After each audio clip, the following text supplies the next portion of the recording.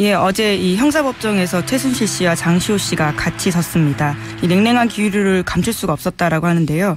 함께 서로 이익을 위해서 했던 두 사람이 이번 사건으로 등을 돌리면서 서로 책임을 떠넘기는 모습을 보였다라고 합니다. 예, 서로 법정 가면 떠넘길 거라는 예언도 많이 했지 않습니까, 제가. 근데 이 두 번째 태블릿을 특검이 알지도 못했던 걸 내놨잖아요. 예, 장시호 씨가요. 네. 그러면서 제가 이건 장시호 씨가 이로 인해서 얻을 물질적 이득을 따져봐야 된다. 최순실 씨가 장기간 구금되면 남겨진 어떤 자금을 본인이 처리를 맡았었고 그래서 이제 자신이 독차지할 기회 이런 기회를 한번 따져봐야 된다 말씀드렸잖아요. 추가적으로 하나 말씀드리면 본인의 심경의 변화가 있었어요, 그죠? 처음에는 안 그랬는데 이제 굉장히 적극적으로 어느 시점부터 변했잖아요. 예, 장시호 씨가. 예. 예. 변호사 접견밖에 안 되는 걸로 제가 알고 있는데 비둘기라는 게 있어요. 비둘기. 메신저를 말씀하시네요. 예. 감옥 안에서 여타의 방법으로 쪽지 같은 거를 밖으로 전하고 안으로 들어오는 이건 사실 자범들도 하는 겁니다. 비둘기. 저는 이 비둘기를 통해서 소통하는 사람을 찾아봐야 된다고 생각이 들어요.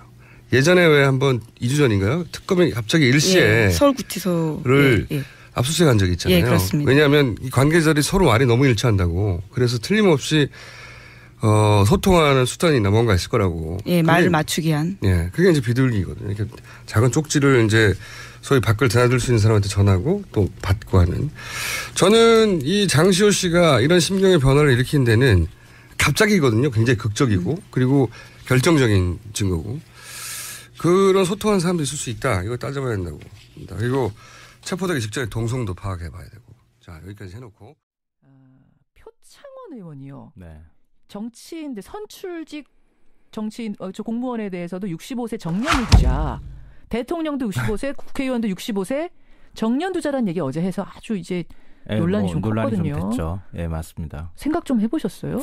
저는 그 주장에는 동의하지 않습니다. 개인적으로는? 예, 그렇습니다. 저희가요, 잠시 후에 표창원 의원이 출연합니다. 네. 이 부분에 대한 설명을 들을 텐데, 어제 예고를 올리자 질문이 100개가 쏟아졌습니다. 100개가 지금 페이스북으로 들어온 게 100개가 넘어요. 이것들 정리를 좀 해가면서 2부에서 표창원 의원하고 얘기를 좀 해보도록 한마디만 더 덧붙이자면 하세요. 지금 민주당 의원들은 떨어지는 낙엽도 조심해야 된다. 그 말 한마디는 제가 덧붙이고 싶습니다. 표창원 의원한테 전화할게요. 제가. 예, 알겠습니다. 행간가죠. 뭐 가지고 오셨습니까?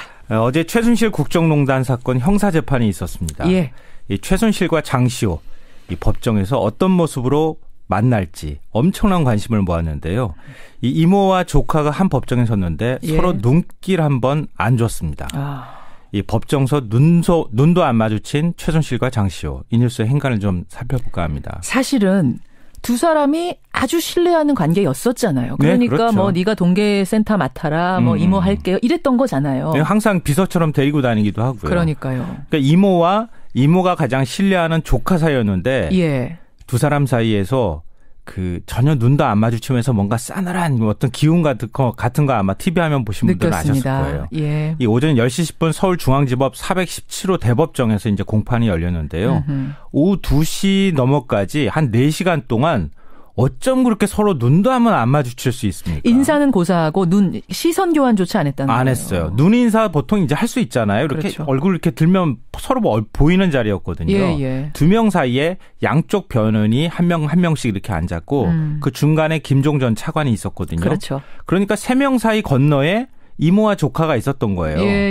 근데 눈도 안 마주치는 거 보면서 이 시베리아 찬바람이 쌩쌩 부는 것 같은 느낌을 받았습니다. 맞습니다. 두 사람 사이가 이렇게 틀어진 거는 결정적인 이유가 태블릿 PC라고 할 수 있겠죠. 장시호가 제출한 그 이모의 태블릿 PC. 네. 두 번째 태블릿 PC 요거죠. 이모가 맡아달라고 했던 태블릿 PC를 특검에 제출을 하면서 이모한테 등을 돌리게 된 건데요.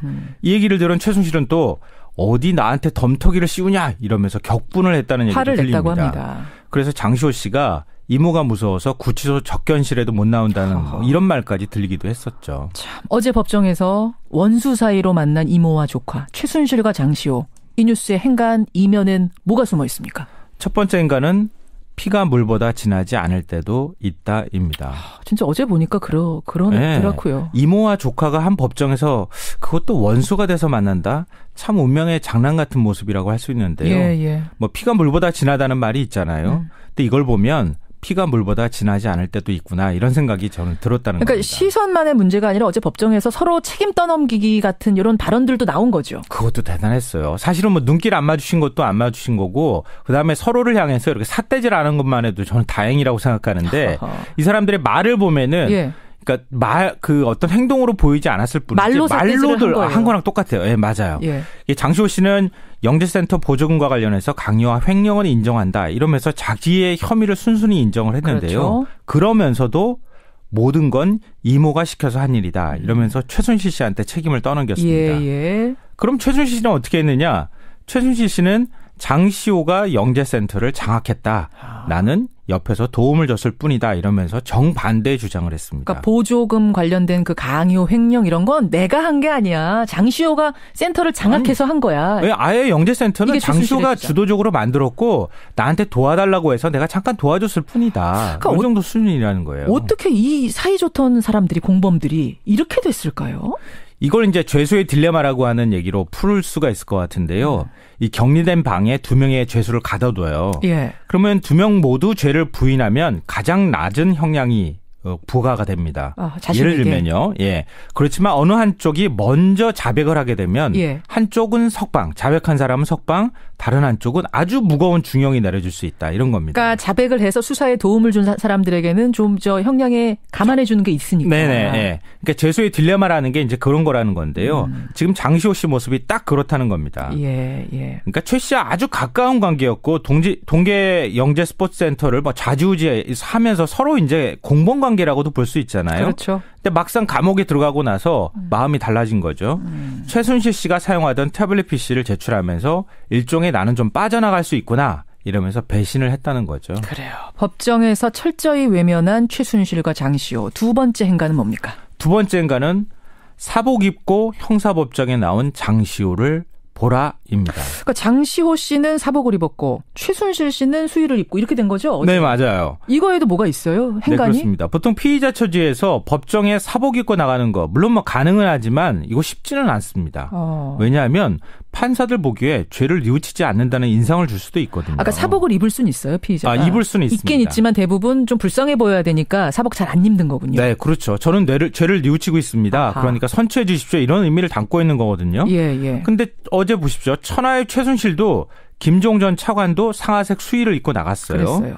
그런데 장시호는 전혀 달랐습니다. 남색 코트 차림이 아주 말쑥한 모습이었는데요.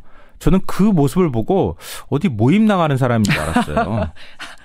학부모 모임 나가는 거. 예. 말쑥한 깔끔하게. 예. 그런 느낌까지 받았는데요. 예. 재판이 진행되니까 웃는 그런 모습도 보이는 여유가 보이기도 있었어요. 했습니다. 맞습니다. 왜 이런 상반된 모습을 보일까?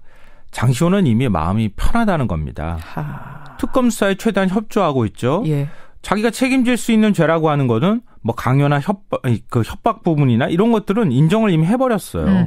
그리고 이번 사태의 핵심 물증인 태블릿 PC까지 자 여기 있습니다로 갖다가 바쳤어요. 그 태블릿 PC 덕분에 지금 이재용 회장이 부회장이 저렇게 된 거 아닙니까? 결정적인 증거가 그거거든요. 나중에 박근혜 대통령 뇌물죄 혐의와도 관련이 될 수 있는 그 태블릿 PC가 거죠. 증거가 될 겁니다. 하지만 최순실 씨 입장은 다르잖아요. 그렇죠. 몇 년형을 받을지 앞날이 지금 불안불안한 상황입니다. 예. 그러니까 엊그제 박근혜 대통령 탄핵 심리를 하는 헌재에 나갈 때는 사복 차림이었잖아요. 맞아요. 고개 빳빳이 들고 증거 있으면 한번 내놔봐라 이러면서 큰 소리를 쳤거든요. 왜냐하면 탄핵 재판은 자기 재판은 아니니까. 자기 재판 아니니까. 네. 자기 형량과 관계는 없는 재판이니까. 거니까. 그러니까 형사 재판에 나올 때는 수의를 입고 고분고분한 모습을 보였다는 겁니다. 그러니까 이게 바로 장시호와 최순실의 지금의 상황을 상징적으로 보여준다는 거죠. 그렇군요. 예, 마지막 행간 뭐죠? 마지막 세 번째 행간은 결국 장시호가 스모킹건이 될 것이다입니다. 스모킹건. 요새 많이 나와요, 이 단어. 네. 살해 현장에서요. 이 용의자 총에서 연기가 무렁무렁 이렇게 나온다고 생각해 보세요. 그 사람이 결국은 쐈다는 얘기가 되잖아요. 그 사람이 총을. 범인이라는 증거죠. 네. 그게 바로 결정적인 증거, 스모킹건이라고 하는 건데요. 예. 이번 사건의 가장 강력한 스모킹건은 당연히 태블릿 PC가 되겠죠. 그렇죠. 그렇지만 인간 스모킹건. 이건 장시호의 진술, 폭로가 될 가능성이 높다는 겁니다. 인간 스모킹건. 그러니까 장시호 씨는 최순실의 2인자라는 소리를 들을 만큼 최순실의 활동을 잘 알고 있거든요. 그렇죠. 그러니까 태블릿 PC를 맡아달라고 할 만큼 믿었던 관계였던 거니까요. 그러니까 최순실 씨는 장시호를 너무 미워하면 안 됩니다. 장시호가 어떤 폭로 더 내올지 모릅니다. 지금 앞으로 관계를 좀 잘 살펴보면 어떤 일이 벌어질지 좀 궁금한 장면들이 많이 나올 것 같아요. 여기까지 오늘의 행간. 김성환 씨 수고하셨습니다. 네, 고맙습니다.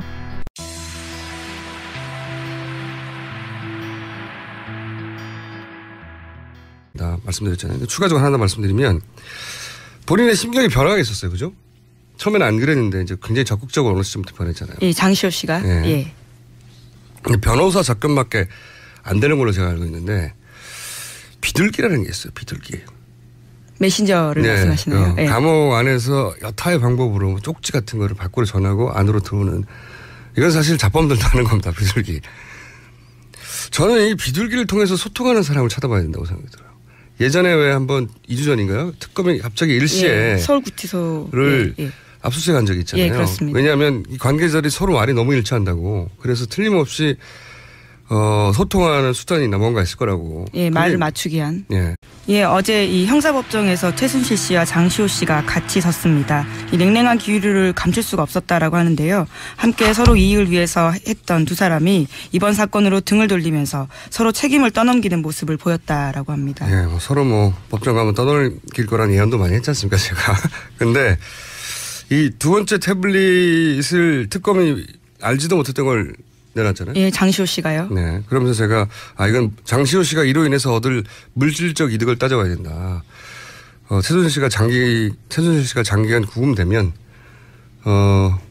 남겨진 어떤 자금을 본인이 처리를 맡았었고 그래서 이제 자신이 독차지할 기회 이런 기회를 한번 따져봐야 된다. 살펴볼까 합니다. 사실은 두 사람이 아주 신뢰하는 관계였었잖아요. 그러니까 네, 그렇죠. 네가 동계센터 맡아라, 이모 할게요. 이랬던 거잖아요. 항상 비서처럼 데리고 다니기도 하고요. 그러니까요. 그러니까 이모가 가장 신뢰하는 조카 사이였는데 예. 두 사람 사이에서 전혀 눈도 안 마주치면서 뭔가 싸늘한 어떤 기운 같은 거 아마 TV 화면 보신 분들은 느꼈습니다. 아셨을 거예요. 예. 이 오전 10시 10분 서울중앙지법 417호 대법정에서 이제 공판이 열렸는데요.